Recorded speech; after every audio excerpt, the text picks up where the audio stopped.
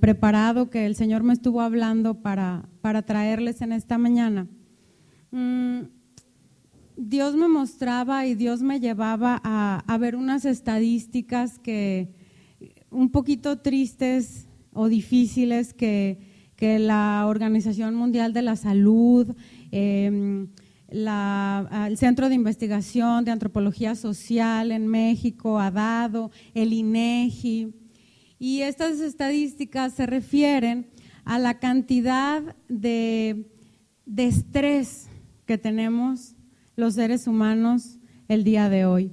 México es el país número 1 en estrés en todo el mundo, más que China, que se consideraba que era el país más estresado. Y este estrés en México produce 75,000 infartos al año. Y de esos 75,000 infartos al año, 25% de ellos son causados por el cansancio y el estrés laboral. Porque las condiciones de trabajo, bueno, ya es otra historia aquí en México, ¿verdad? No nos vamos a meter en ese tema. Y entonces son datos muy duros. Son datos muy duros porque en México tenemos muchos primeros lugares que no quisiéramos tener. Y el INEGI, por otro lado, dice que de todos los mexicanos que hay 10 millones de jovencitos entre 14 y 18 años que están en un centro reclusorio juvenil. De esos adolescentes, el 76% están acusados de crímenes graves como homicidios. Y el Centro de Investigación de Antropología Social, cuando los entrevistó, ¿qué dijeron esos jovencitos? No sentimos que somos parte de nada. No tenemos ningún lugar en México.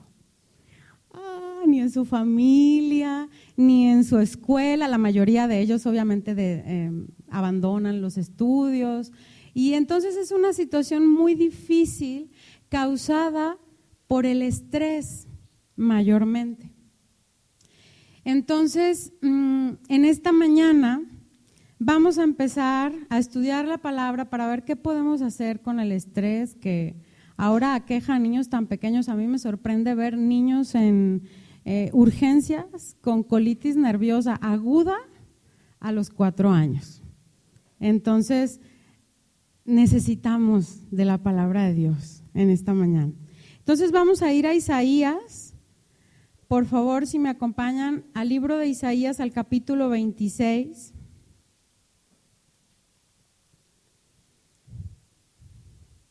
Y el libro de Isaías, entre muchas otras cosas, pues habla acerca de las promesas para su pueblo, profetiza la primera y la segunda venida de Cristo. Y entonces el capítulo 26 nos habla acerca de un canto profético, de una canción que el pueblo está preparando para cuando se llegue el cumplimiento pues, de la promesa de Dios, ¿no? Entonces, vamos a leer el versículo 3, que es en el que nos vamos a enfocar en esta mañana. Y dice Isaías 26:3, tú guardarás en completa paz a aquel cuyo pensamiento en ti persevera, porque en ti ha confiado. Los primeros 4 versículos de ese capítulo hablan acerca de cuando estemos así en la presencia de Dios y lo que va a suceder con nosotros. Entonces dice de nuevo, tú guardarás en completa paz a aquel cuyo pensamiento en ti persevera, porque en ti ha confiado. Estoy leyendo la Reina Valera de 1960, esa es la que voy a usar esta mañana. Y vemos que lo primero que dice aquí es tú guardarás. Para los que les gusta ponerle nombre a sus notas, el mensaje de hoy se llama Di no a la paz pirata. No solo a las películas, a la paz pirata también. Muy bien. Entonces, la primera parte dice tú guardarás. Y entonces en la Biblia ya hasta nos sabemos de memoria muchas veces los versículos en el que Dios nos guarda y en el que Dios nos cuida, y a veces no le damos como la riqueza a esa palabra de que Dios nos guarda y de que Dios nos cuida. Cuando Dios nos dice que nos va a guardar y nos va a cuidar, quiere decir que literalmente no va a quitar los ojos, su vista de nosotros. Quienes alguna vez han cuidado a un bebé saben que no lo pueden dejar solo. Tienes que estar ahí, ojo de chícharo. Y las que han sido mamás primerizas generalmente saben que los primeros días que te da como mucho nervio, estás ahí viéndolo, estará respirando, estará dormido, estará bien. Entonces, así Dios nos cuida a nosotros. Dios nos acecha, Dios nos rodea, monta guardia alrededor de nosotros, en cualquier momento, en cualquier lugar, en cualquier circunstancia. Entonces, incluso hemos leído, hay canciones que se han escrito, del Salmo, por ejemplo, 121, que dice, Jehová es tu guardador. Y entonces, ¿dónde nos va a guardar Dios? Pues, todo ese cuidado nos va a meter a un corralito, nos va a meter a una jaula, nos va a meter a una celda, espero que no. ¿A dónde nos va a guardar Dios? Bueno, aquí dice en el versículo, en la siguiente parte, dice, tú guardarás en completa paz. Vamos a ir a Judas, casi al último de la Biblia. Solamente tiene un capítulo y entonces vamos a leer el versículo 24. Y entonces ahí, si alguna duda tenemos ¿y sí será Dios buen niñero? ¿Sí será Dios? ¿En verdad será que sí Dios nos puede guardar y nos puede cuidar? Dice, y aquel que es poderoso para guardaros, etcétera, etcétera, etcétera. Me quiero quedar con esa parte del versículo. Ya hemos platicado que los versículos, la división entre capítulos y versículos en la Biblia fue hecha muchísimos años después de que se escribió, cuando fue compilada la Biblia para cuestiones prácticas de estudio. Entonces perfectamente nos podemos quedar solamente con ese pedacito que dice, y aquel que es poderoso para guardaros. Eso quiere decir que el Señor no solo desea hacerlo, sino que tiene la capacidad, tiene el poder para guardarnos, para cuidarnos. A Dios nada lo toma desprevenido, nada lo toma por sorpresa. La semana pasada que estaba todo el borlote del huracán, una amiga me decía, es que ¿por qué de todos los países del mundo el peor huracán le tenía que tocar a México? ¿Por qué? ¿Por qué no le tocó a otro? ¿Por qué a nosotros? Y le digo, pues no sé, pero lo que sí sé es que Dios no ha perdido el control de la situación. Él ya sabe, pues Él creó el mundo, Él sabe cómo va el viento y cómo viene, y qué día va a llover y qué día no va a llover. Entonces a Dios nada lo toma desprevenido. Cuando nos suceden cosas desagradables, pues son sorpresas desagradables para nosotros, pero Él ya lo sabe. Entonces nada se le chispotea, Él tiene la capacidad, Él es poderoso para guardarnos. En Juan 17:12, nosotros vamos a ver cómo Jesús también hizo gala de esa capacidad que Él tiene para guardarnos. Y Juan 17:12 dice, cuando estaba con ellos en el mundo, Él estaba orando al Padre, yo los guardaba en tu nombre, a los que me diste yo los guardé, y ninguno de ellos se perdió, sino el que ya estaba destinado, ¿no?, para cierta obra. Entonces dice, a los que me diste yo los guardé y ninguno de ellos se perdió. O sea que no es como, se les han perdido las llaves, se les han perdido los lentes, se les han perdido la tarea que tenían que llevar a la escuela, el informe que tenías que entregar y lo imprimiste, y luego ya cuando llegaste a la oficina abriste tu maletín o lo que sea y no estaba, y dices, ¿dónde lo dejé? Gracias a Dios, a Jesús no le sucede eso. Nosotros no le perdemos a Él, no nos pierde. Dice que nos guardó y que ninguno de ellos se perdió. O sea que si ya estamos en los planes de Dios, aunque la reguemos, no nos vamos a perder.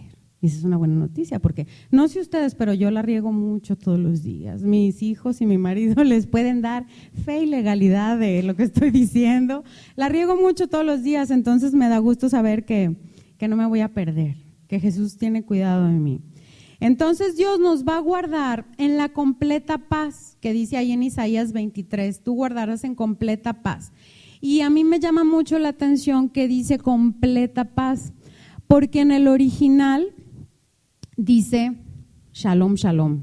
O sea, no una palabra es completa y otra palabra es paz, sino que dice shalom, shalom. Y en la Biblia, cuando una palabra se repite, eso quiere decir que Dios quiere hacer un énfasis en lo que está queriendo decir. Entonces, en esa paz que nos está dando, quiere decir que nos está dando una completa paz, que nos está dando una perfecta paz, que nos está dando una paz doble, una paz en medio de la paz. Y dices, a ver, pues paz es paz. Pero a veces nosotros perdemos la paz por muchas razones, porque algo me hizo enojar, porque se me atravesó el carro, porque alguien me sacó la lengua, o porque el diagnóstico médico no está como yo pensaba, o porque suena el teléfono y es la escuela de tus hijos y dices, ay, nanita, ¿para qué me estarán hablando? O te hablan, no sé, a las 3 de la mañana y dices, ¿quién en su sano juicio habla a las 3? No ha de ser nada bueno. Entonces, muchas veces perdemos la paz. Dios lo sabe. Por eso nos dice, te voy a dar no solo shalom, te voy a dar shalom, shalom. Para que tengas paz, aunque tú creas que tengas paz, te voy a dar más paz, doble paz. Así como cuando va uno a la nevería y dices, pues un helado, bueno, doble mejor, así. O cuando dices, voy a los tacos, un taco, no, mejor dos, así. Doble taco de paz. Y entonces, en el Salmo 29:11, vamos a reiterar esa paz que Dios nos quiere dar. El Salmo 29:11 dice que Dios nos va a dar algo muy lindo. Jehová dará paz, dará poder a su pueblo. Jehová bendecirá a su pueblo con paz. Entonces Dios nos quiere dar la paz, nos la puede dar, nos la va a dar doblemente, paz en medio de la paz, paz con Él, porque estábamos enemistados con Él, entonces nos da paz con Él, nos da paz con los que están a nuestro alrededor y nos da paz con nosotros mismos. Él sabe que necesitamos paz, sabe que vivimos en un mundo que está decadente, corrupto y pronto a desaparecer. Entonces sabe que la necesitamos. ¿Por qué? Porque sabe que los seres humanos somos un poquito, ¿cómo se dice? Paranoicos. Porque a veces nadie te hace nada y tú dices, me entrecerró los ojos. De seguro algo has de estar pensando mal. De seguro algo me va a decir. Y entonces ya haces como tu telenovela en la cabeza y pierdes la paz. Porque o te enojas, o te angustias, o te estresas. Entonces dices, yo creo que la maestra no me quiere, o el jefe no me quiere, o el cliente de seguro se va a conseguir otro proveedor. Y entonces perdemos la paz con facilidad. Entonces, ¿por qué no dijo, voy a bendecir a mi pueblo con comida? Voy a bendecir a mi pueblo con mucho sol. Voy a bendecir a mi pueblo con agua muy fresca. No, Jehová va a bendecir a su pueblo con paz, porque sabe que la necesitamos, sabe que nosotros, si Él no nos la da, la vamos a buscar en algún otro lugar. En Jeremías 29:11 está el pueblo de Israel cautivo, muy triste, en medio de una situación difícil. Creo que un poquito más que las que nosotros enfrentamos todos los días. No era que estaban atorados en el tráfico o que no iban a llegar al final de la quincena o que se les bajó el azúcar. No, estaban cautivos, estaban prisioneros. Y entonces, a través del profeta Jeremías, les dice: yo sé los pensamientos que tengo acerca de vosotros, pensamientos de paz y no de calamidad, para daros el fin que esperáis. Entonces, dice aquí que Dios tiene pensamientos de paz acerca de nosotros.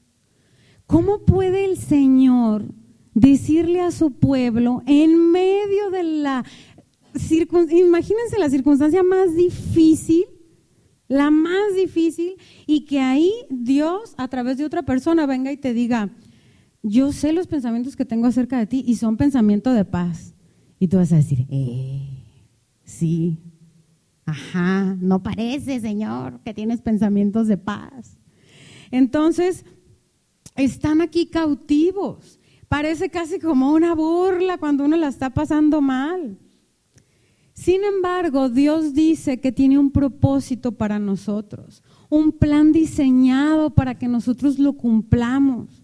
Y es un plan bueno, obviamente, no es un plan terrible, feo, desagradable, no, es un buen plan. El domingo pasado Saúl decía que Dios quiere que entreguemos buenas cuentas, ¿se acuerdan? Entonces Dios quiere darnos esa paz, Dios quiere que cumplamos ese propósito. Dios quiere llenarnos de su paz.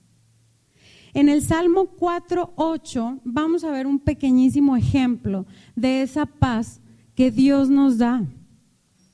Porque el otro día estaba acordándome de cuando los niños llegan llorando con su mamá, y llegan así de: ¿qué tienes? ¿Qué tienes? Es que no pueden ni hablar, ¿no? De que tienen aquí el llanto atorado en el pecho.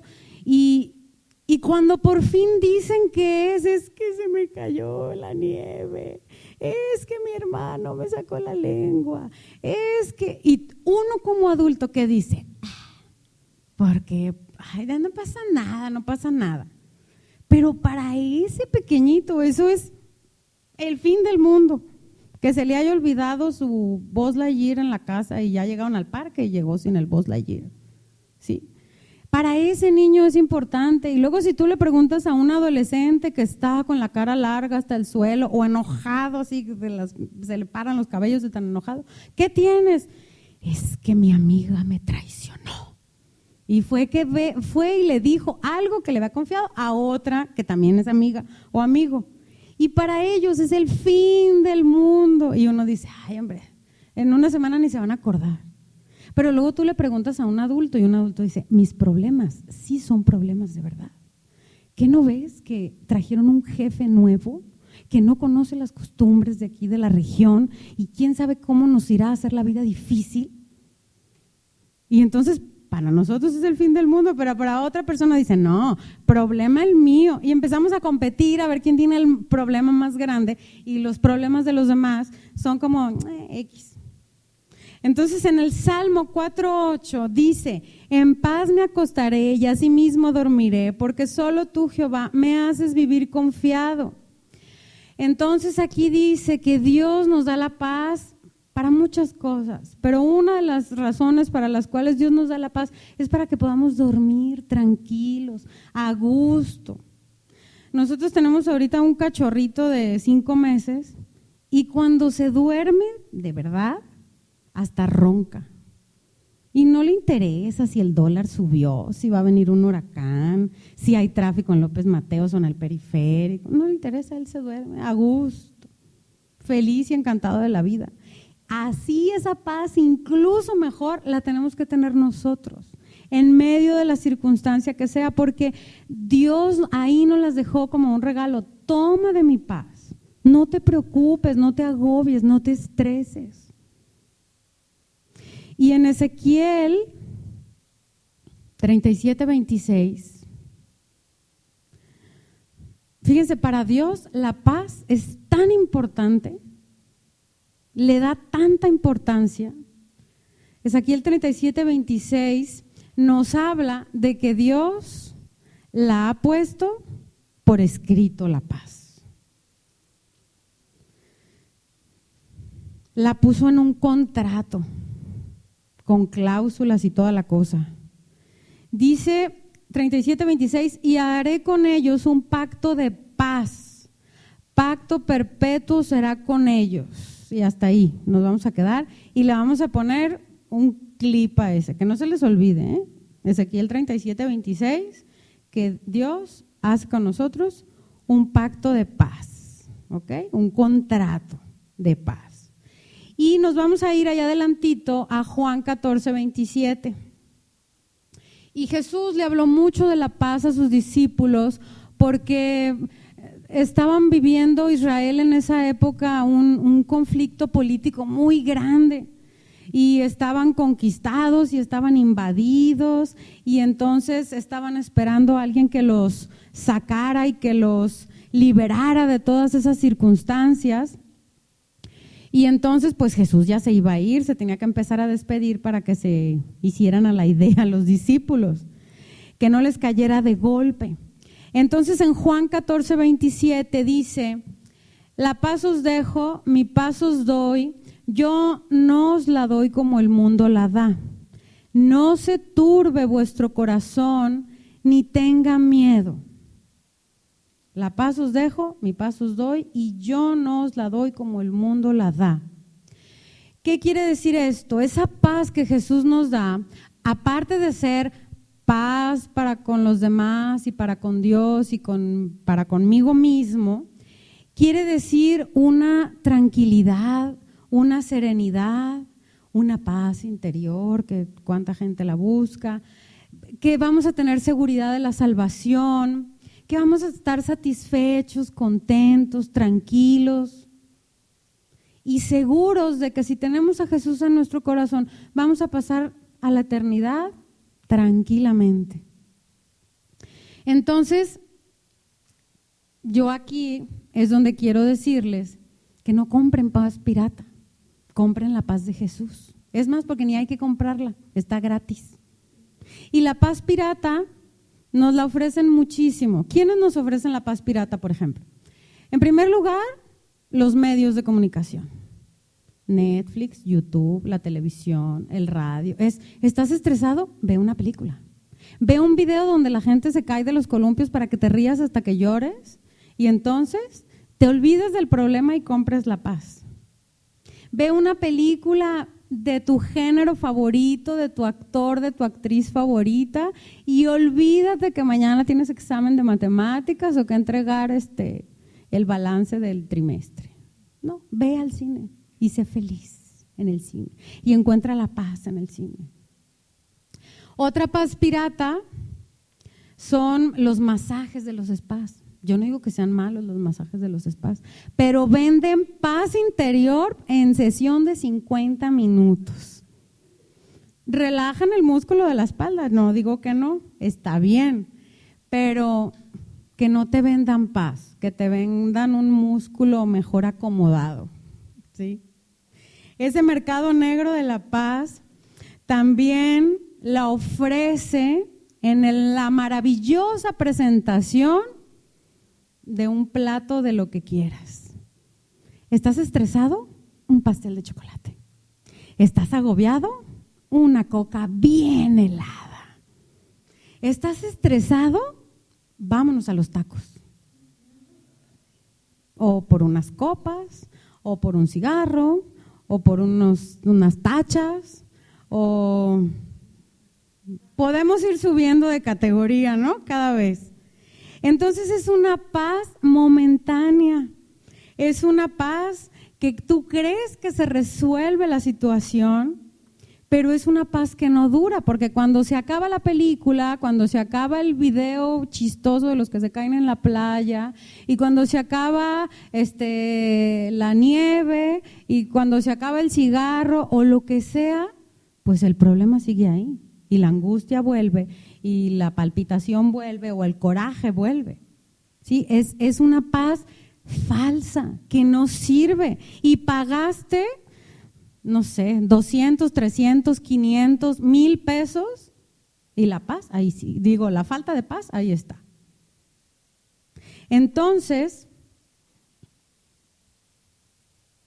es muy importante que nosotros no compremos esa paz pirata. Vamos al cine, sí está bien, no está mal ir al cine. Vamos a comer, pues tampoco nos vamos a anoréxicos morir de hambre. Pero que no sean un sustituto de la paz de Jesús.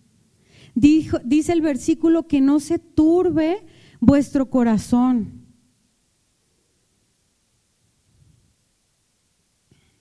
¿Vieron la película de Truman Show? ¿Se acuerdan? Es una película ya viejita, donde el chavo que la protagoniza nace en un reality show y él no sabe. Todos los que están a su alrededor saben que es un reality show, menos el protagonista. Y entonces, pues el reality show se trata de la vida de este bebé, que niño, joven y adulto y así, y él no sabe, él cree que esa es la realidad. Y entonces, cada vez que tiene un problema, una situación, llega un amigo con un six de cerveza y ya, platicando lo quiere resolver todo, que si la novia lo cortó, que si tiene un problema con sus papás, que si tiene un problema con la que ahora es su esposa. Siempre en repetidas escenas a lo largo de la película llega el amigo con un six de cerveza y generalmente funciona, pero llega un momento en la película donde el protagonista está tan angustiado que ya eso no funciona, porque eso es lo que sucede con la paz pirata. Llega un momento en que ya no te va a solucionar. Antes a lo mejor el videíto de risa te hacía sentir mejor, o cualquiera que sea la otra circunstancia con la que tú estás queriendo comprar la paz, pero va a llegar un momento donde ya no va a funcionar.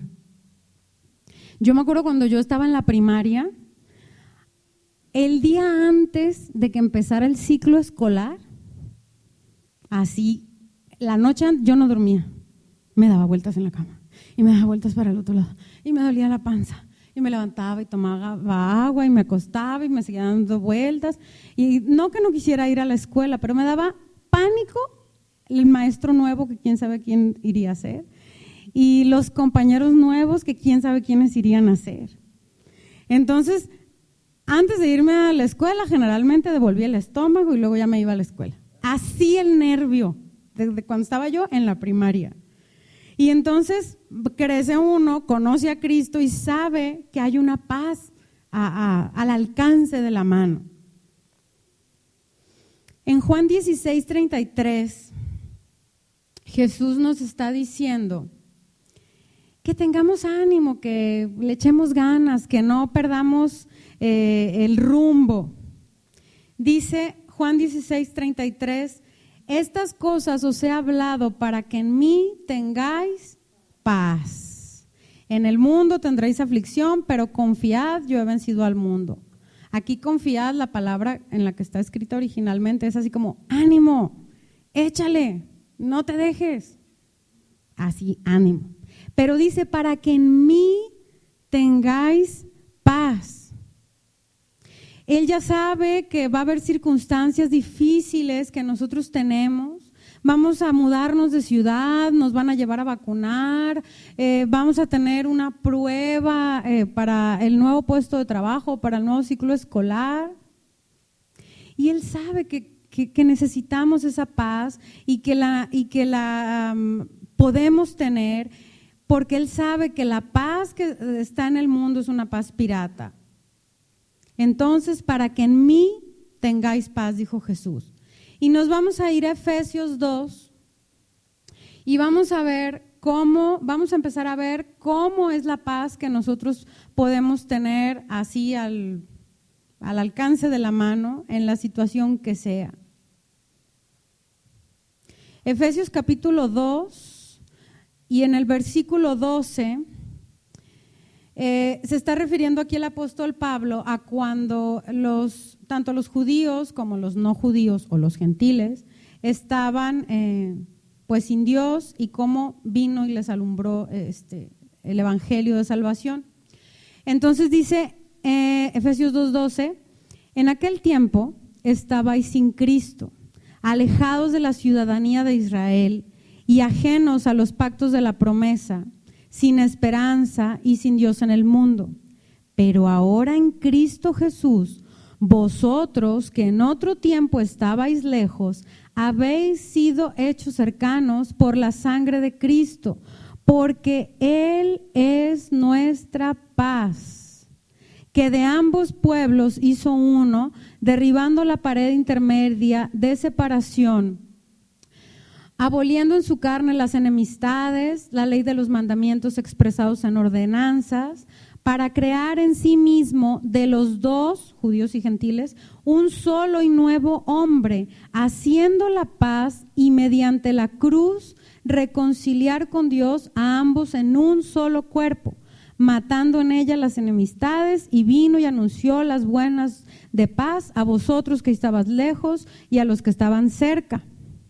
Porque por medio de Él, los unos y los otros tenemos entrada por un mismo espíritu al Padre. Así que ya no somos extranjeros ni advenedizos, sino conciudadanos de los santos y miembros de la familia de Dios. Para mí esa es una gran noticia, porque antes dice que estaba sin esperanza y sin Dios, estaba perdida, estaba en el hoyo y cavando, como dicen los chavos. Y entonces dice que Cristo, una de las razones por las cuales vino a morir en la cruz y a resucitar, es para que nosotros tengamos paz. Y no es que la paz sea como un objeto tangible, rojo, azul, del color que quieran, sino que Cristo mismo es nuestra paz. Y esa paz nos sirve para todas las cosas, nos sirve para librarnos de la angustia, nos sirve para que nos reconciliemos no solamente con el Padre, sino que nos reconciliemos con el que estemos enojados. Porque dice aquí, para que nos reconciliemos unos con otros. Y entonces, para que nos reconciliemos con nosotros mismos, porque a veces nos peleamos con Dios o nos peleamos con el de al lado o nos peleamos con nosotros mismos, porque cuando la regamos a veces no nos perdonamos y dices, ay, como bárbaro, aquí voy otra vez y la regué y me equivoqué y siempre yo. Entonces es para que tengamos también paz y nos reconciliemos. En Colosenses 3:15, este es un versículo muy útil en medio de las situaciones difíciles o en medio de la crisis o en medio de la tempestad. Colosenses 3:15 dice, y la paz de Dios gobierne vuestros corazones, a la que asimismo fuisteis llamados en un solo cuerpo, y sed agradecidos. Hay otras traducciones que dicen, y la paz de Cristo actúe como árbitro en vuestros corazones. Y no esos árbitros chafas que vemos a veces en los partidos, donde árbitro ciego y vendido y todo, ¿no? Nadie quiere a los pobres árbitros, pero ¿qué creen? La paz de Dios que ha puesto en nuestros corazones es un árbitro justo, es un árbitro celestial. Es un árbitro que sí sabe de lo que se trata la cosa. Entonces dice, la paz de Dios actúe como árbitro en vuestros corazones, o la paz de Dios gobierne en vuestros corazones. Dice que asimismo fuimos llamados. ¿A qué? A vivir en paz. Los hijos de Dios fuimos llamados a vivir en paz. Dios nos ha provisto de todas las herramientas para que vivamos en paz. ¿Acaso también no nos acordamos que nos dejó al Consolador? Dijo Jesús que convenía que Él se fuera porque nos iba a dejar al Consolador. Y entonces eso nos conviene porque en medio de las circunstancias tenemos a alguien que nos apapacha y que nos apapacha de verdad. Entonces, fíjense bien, esta paz que va a gobernar nuestro corazón, pues debe de gobernar cómo nos sentimos, debe de gobernar las palabras que quieren salir, tal vez altisonantes, tal vez no de bendición, tal vez de angustia que quieren salir de nuestra boca. La paz debe gobernar nuestro corazón. Debe arbitrar y sacar la tarjeta roja y decir, no, cálmate. ¿Qué quiere decir esto? Que no vamos a sentir que vamos a ser así como unos soldados tiesos que no sentimos nada, no. Jesús, ¿se acuerdan cuando la historia de Lázaro, no? ¿Y qué le pasó a Lázaro? Se petateó. ¿Y qué hizo Jesús enfrente de la tumba? Lloró. ¡Oh, Jesús lloró, ¿cómo es posible? Jesús ya sabía que Lázaro se iba a morir. Hasta se lo dijo a los discípulos, ¿no? Calma, calma, ya sé que está enfermo, pero verán. Espérense tantito, denme chancita y van a ver una cosa bien padrísima. No les dijo así, pues, pero más o menos. Entonces Jesús ya sabía, hasta les dijo a los discípulos. Y cuando se paró enfrente de la tumba, él ya sabía que ahorita voy a orar al Padre y la tumba se va a abrir. Bueno, la van a abrir unos y entonces Lázaro va a salir así como medio momia. Entonces, ya sabía. ¿Y entonces por qué Jesús lloró? Sí, ya sabía. Tenía sentimientos. Toda su gloria y majestad y poderío estaba envasada en un cuerpo humano como el tuyo y como el mío. Entonces le conmovió ver que la gente estaba tan angustiada, entonces se le hizo agüita al ojo. Pero la paz del Padre gobernó en su corazón y entonces no dijo, qué feo que Lázaro, mi amigo del alma, se murió. No, dijo, Padre, yo sé que siempre me escuchas y mira, voy a hacer lo que tú me dices y Lázaro, sal de la tumba y camina y saluda a todos. Ya sabía. Entonces esto no quiere decir que vamos a ser de palo, quiere decir que vamos a permitir que la paz de Dios gobierne nuestro corazón, nada más. Yo en mi casa luego platicamos que a veces las emociones se desmoronan por las circunstancias, pero la fe debe permanecer firme. Yo les digo, si las emociones se desmoronan, que la fe no se tambalee. Se vale llorar, pero no se vale perder la fe. ¿Sale? Y entonces hasta ahora, ¿qué hemos visto? Que Dios nos guarda, que Dios nos protege, que quiere que tengamos una paz doble, paz, perfecta paz, que Jesús es el único que tiene la paz genuina, no pirata como nos la ofrece el mundo, y que Dios ha puesto todas las herramientas para que nosotros vivamos en paz. Y entonces, ¿por qué la perdemos? Y entonces, ¿por qué nos angustiamos y nos duele la panza y la cabeza y nos dan así como… Y en las caricaturas siempre les dan una bolsa y soplan en la bolsa. Nunca he sabido para qué, pero siempre cuando la gente está en pánico le dan una bolsa. Ok, y le soplan. Entonces, ¿por qué perdemos la paz? ¿O por qué no la alcanzamos? Y Jesús es nuestra paz y Dios nos ha dado paz y nos ha dado el Espíritu Santo y Él nos guarda y nos libra y nos apapacha. Vamos a regresar a Isaías 26, 3. Y dice, tú guardarás en completa paz a aquel cuyo pensamiento en ti persevera porque en ti ha confiado. Entonces, ¿esto qué quiere decir? Que el versículo que estamos leyendo el día de hoy tiene dos partes. La parte que le corresponde a Dios y la parte que nos corresponde a nosotros. La parte de Dios, ¿qué es? Cuidarnos, apapacharnos, darnos paz, darnos las herramientas para que tengamos la paz. Pero ¿qué creen? ¿Se acuerdan que dijimos que en Ezequiel 37 Dios se había hecho un contrato de paz? No leímos las letras chiquitas. Y en las letras chiquitas habla del pensamiento. Dice aquel cuyo pensamiento en ti persevera. Y ese pensamiento, a lo que se refiere aquí la Biblia, son nuestras ideas, como la parte creativa con la que nosotros diseñamos o hacemos planes o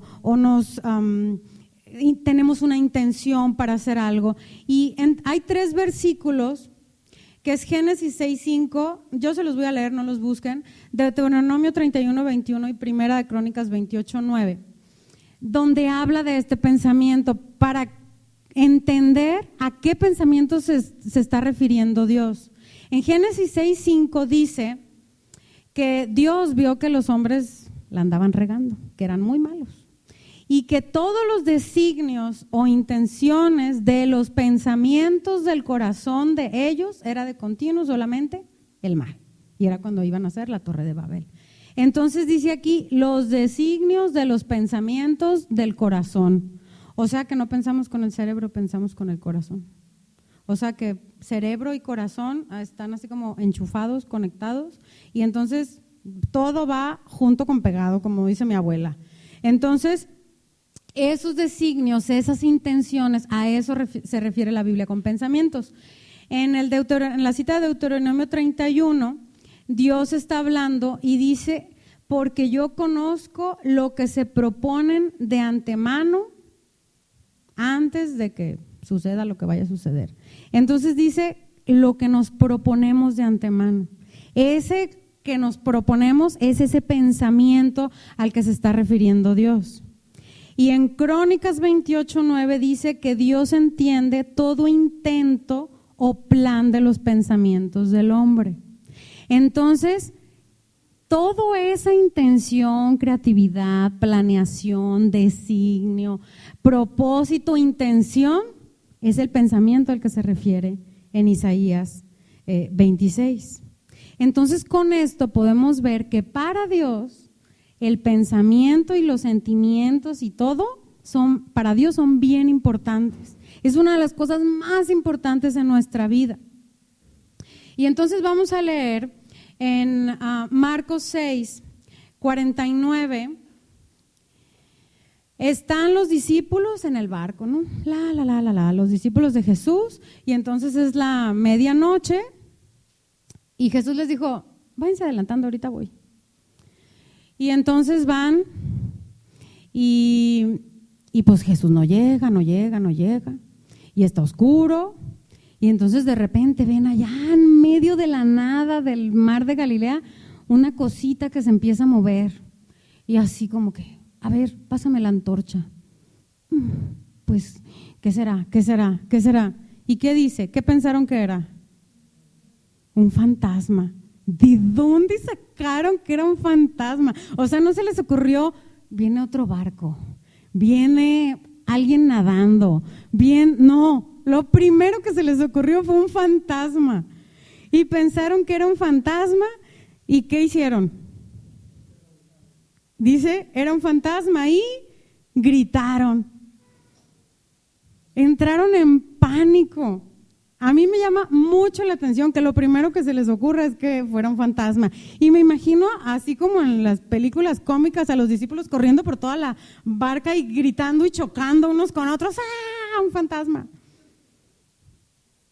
¿Por qué? Porque en su imaginación, en su intención, en su pensamiento, eso fue lo que pensaron. ¿Y qué les dijo Jesús? Allá adelantito. ¿No? ¿Nadie? ¿Nadie llegó al versículo 50? ¿Qué les dice Jesús? Calma, tened ánimo, tranquilos. ¿Sí? Sí, pero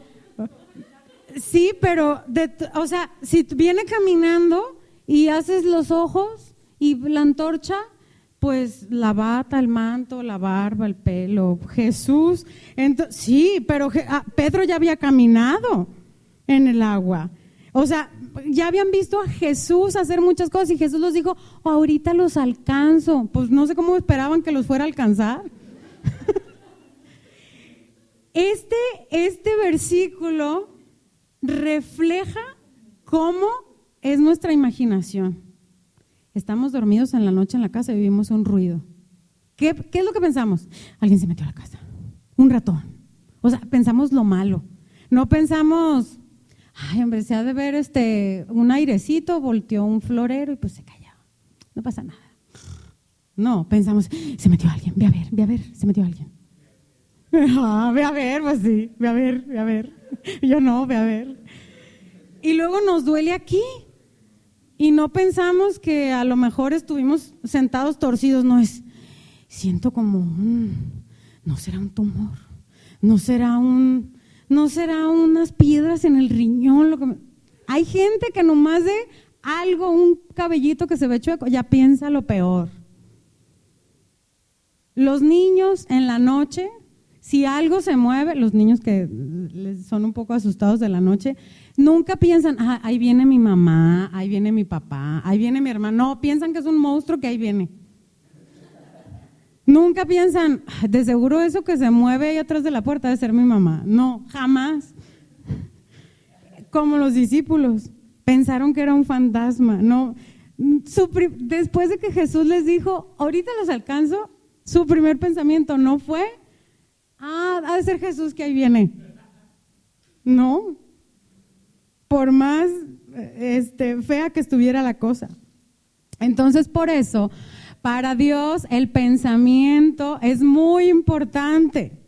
Y vamos a leer en Mateo 5:28 otro ejemplo de por qué para Dios nuestros pensamientos son muy importantes. Mateo 5:28 dice Jesús, pero yo os digo que cualquiera que mira a una mujer para codiciarla, ya adulteró con ella en su corazón. Entonces dijimos que para Dios el pensamiento, el cerebro y el corazón están enchufados. Entonces la miró y adulteró en el corazón. Entonces pensó en la chica y quién sabe qué tantas cosas se imaginó muy creativamente, así como los de la Torre de Babel. Entonces muchas veces nosotros miramos cosas y la imaginación junto con el corazón empieza a taca, y hacemos todo un escenario. Entonces, para Dios es importante dónde están nuestros pensamientos, qué hacemos con nuestros pensamientos y nuestras emociones. En Romanos 8:5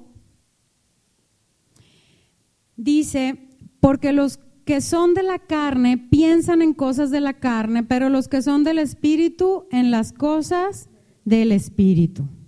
Entonces, ¿en dónde están nuestros pensamientos y las emociones? Los discípulos en el barco definitivamente no estaban pensando en las cosas de Dios porque no pensaron en Jesús como primera opción. Eso nos queda claro.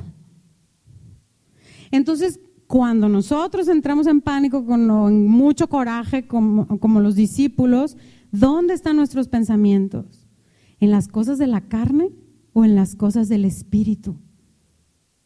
Y en Mateo 16:23 es cuando Jesús les está diciendo pues cuáles son los planes del Padre y que Él tiene que ir a la cruz. Y entonces Pedro, muy valiente como diario, le dice, no, Jesús, no permitiré que hagas esas cosas y que esos males te sucedan. Y él, según él, estaba salvando a Jesús, según él tenía muy buena intención. ¿Y qué le dice Jesús en el versículo 23? Pero él volviéndose dijo a Pedro, quítate delante de mí, Satanás, me eres tropiezo, porque no pones la mira en las cosas de Dios, sino en las de los hombres. Pedro tenía una intención muy creativa de salvar a Jesús, pero pues no creo que aunque Jesús lo hubiera dejado, Pedro hubiera tenido la capacidad de hacerlo.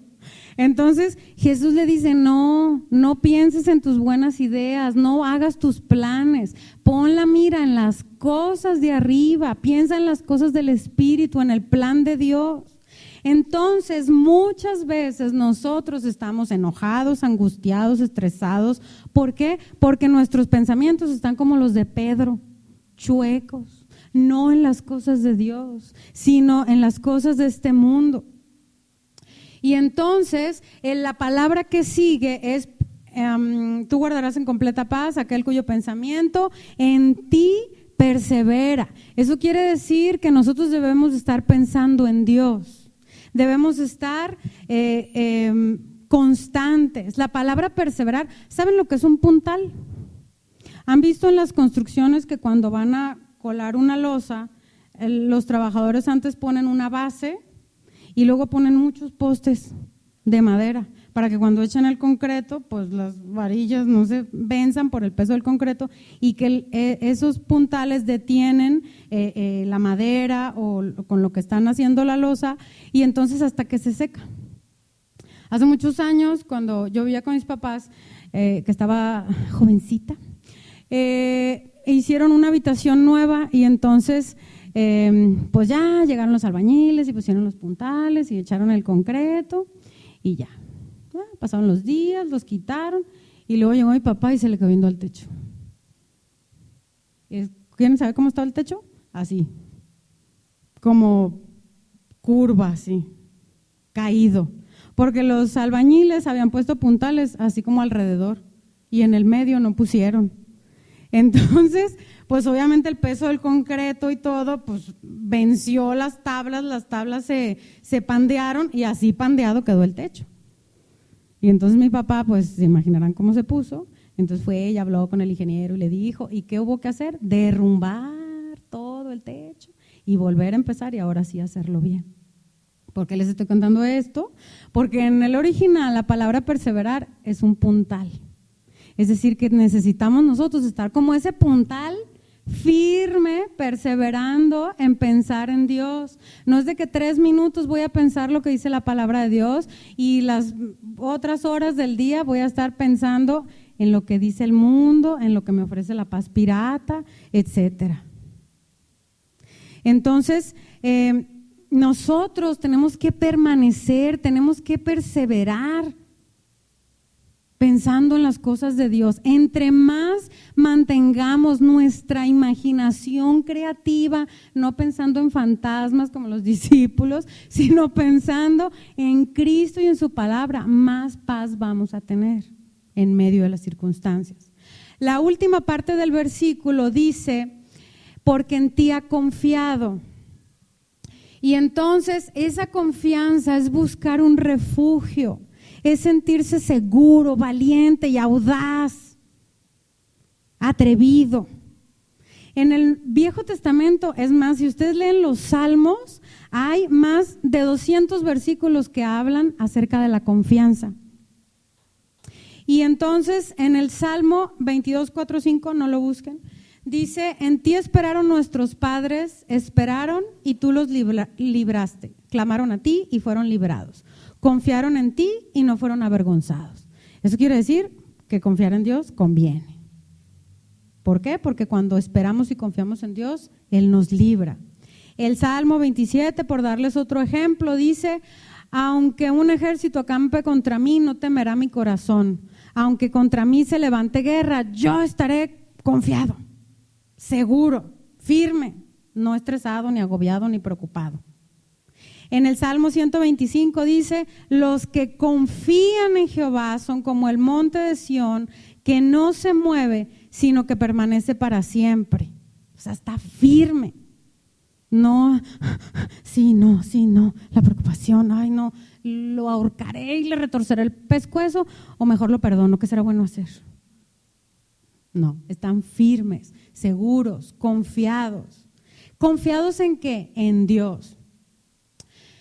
La Biblia en el Antiguo Testamento, así como el tema de la paz pirata, ¿me puedes poner la de, la que sí, la otra, esa?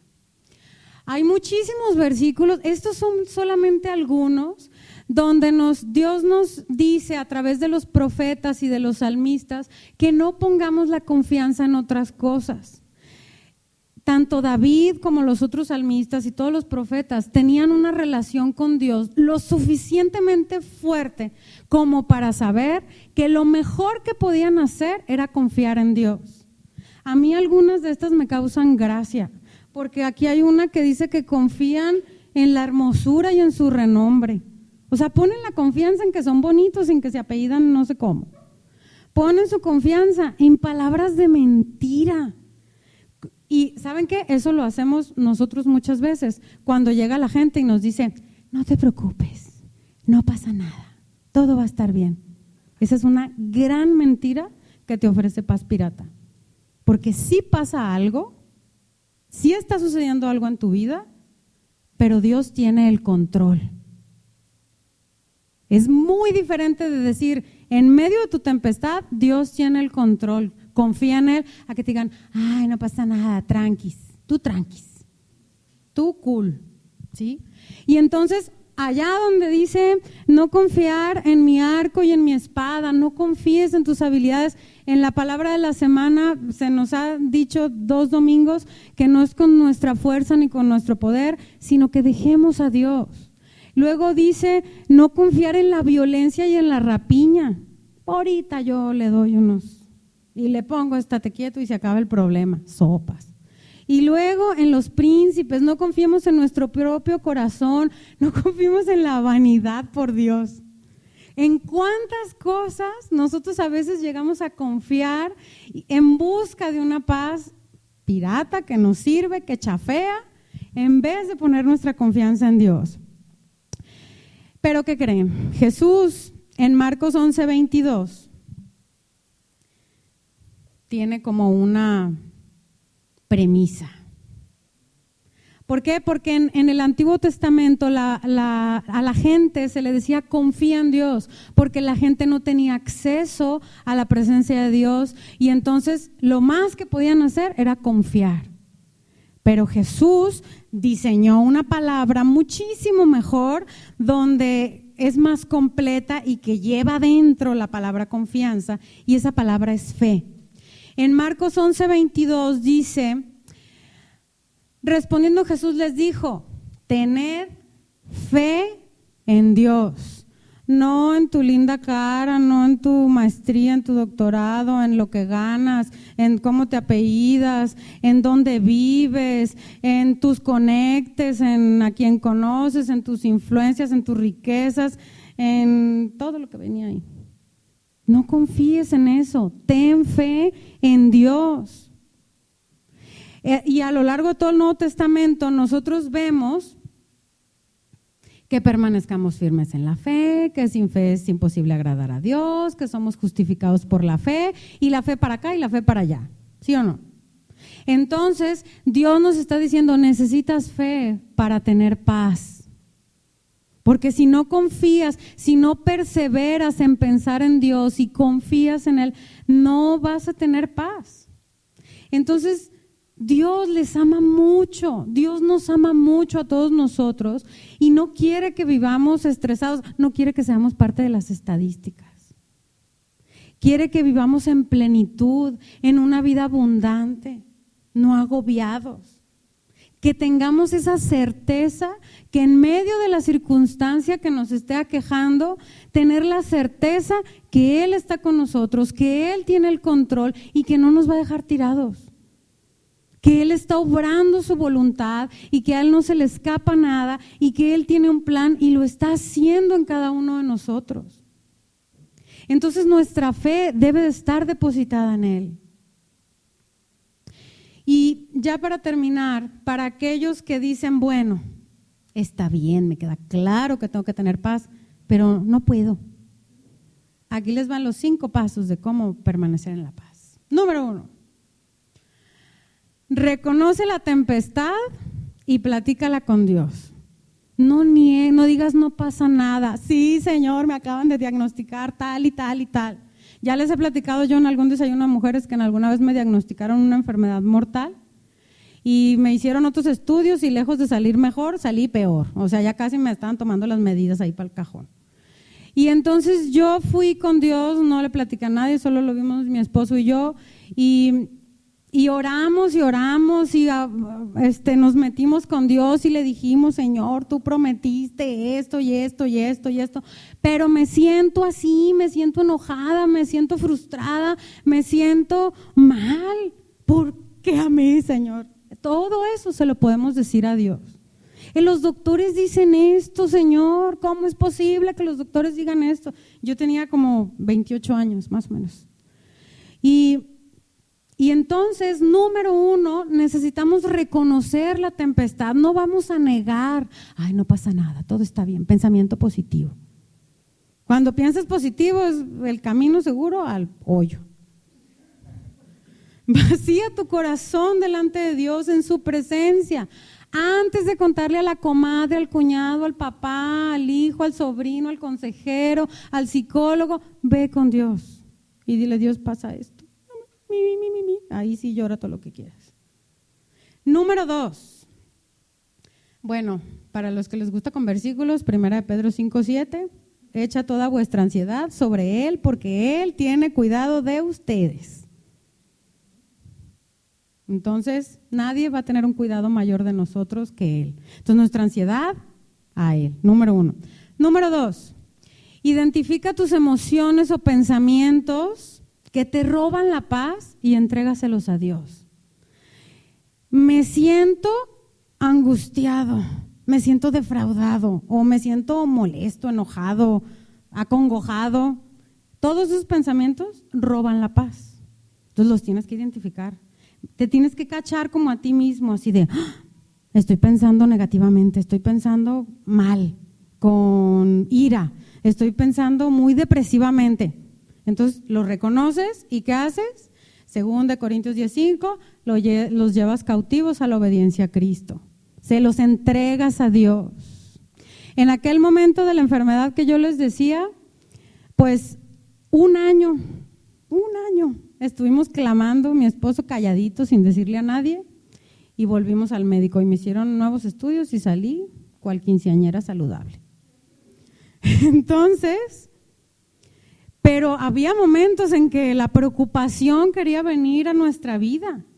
Entonces ahí es en ese momento cuando, alma, cállate. Señor, te entrego esa preocupación, te entrego esa angustia y lo someto a la voluntad de Dios. A veces lo que hay que someter es ese ímpetu. Hace un poquito de tiempo fui de nuevo a los estudios y entonces yo dije, pues así hace como a todos aquellos años voy a volver a clamar y voy a volver a decir, voy a declarar la palabra. Y entonces, y llegó un momento en que sentí la guía del Espíritu Santo que me dijo, ni clames, ríndete. Entonces en ese momento dejé de hojear la Biblia y de orar y de decir, Señor, si ya se acabó mi tiempo en esta tierra, pues que se acabe. Ahora sí me entrego, ya no voy a luchar ni nada. Si tú quieres que doble las manitas, las voy a doblar. Y pues en ese momento que acepté esa realidad posible, se acabó mi angustia y mi preocupación. Y llegué a los estudios, pues no muy cómoda que digamos, pero ya con esa paz que me daba saber que pasara lo que pasara, dijera lo que el doctor estaba diciendo, Dios tenía el control de mi vida. Y entonces se me acabó la angustia, se me acabó la preocupación. Y por si se lo están preguntando, volví a salir como quinceañera de maravillosamente bien. Entonces, pero a veces tenemos que dejar de luchar y someter los pensamientos a Dios, entregárselos a Dios. Dice, llevando cautivo todo pensamiento a la obediencia a Cristo. No te claves en el problema, clávate en Dios. Número 3, acude a la Biblia a ver qué Dios dice de la situación. Todo lo que me digas viene en la Biblia, todo. Tu situación viene en la Biblia. En Romanos 15:4 dice, porque las cosas que se escribieron antes para nuestra enseñanza se escribieron a fin de que por la paciencia y la consolación de las Escrituras tengamos esperanza. En Latinoamérica la palabra esperanza es una palabra que está como denigrada porque suena como a sueños guajiros. Así, tener esperanza en algo es como a ver si sucede, a ver si pasa. Pero en la Biblia, esperanza es esperar con la seguridad de que vas a recibir. Bien diferente a como se usa en México hasta la Patagonia, bien diferente. Entonces, acude a la Biblia, ve qué Dios dice de tu circunstancia, busca y ve si estás como los discípulos en la barca pensando en fantasmas. Algo va a decir la Biblia, que la Biblia, que esos versículos que tú encuentres te den esperanza. Número 4, ya que leas la Biblia, busca un versículo que se convierta en tu refugio. Segunda de Pedro 1:9 dice, tenemos también la palabra profética más segura, a la cual hacéis bien en estar atentos, como una antorcha que alumbra en lugar oscuro, hasta que el día esclarezca y el lucero de la mañana salga en vuestros corazones. A veces sentimos que estamos en la peor oscuridad, así en las tinieblas. Y entonces dice aquí que la palabra de Dios es como una antorcha que te va a alumbrar. Cuando tú sientas que ay, soy un inútil, soy un tonto, busca el versículo que dice que tienes la mente de Cristo, que todo lo puedes en Cristo que te fortalece. Y cuando el desánimo, la angustia, el coraje, cualquier emoción o pensamiento que te quiera venir, saca ese versículo y repítetelo a ti mismo y haz un refugio, un caparazón con ese versículo.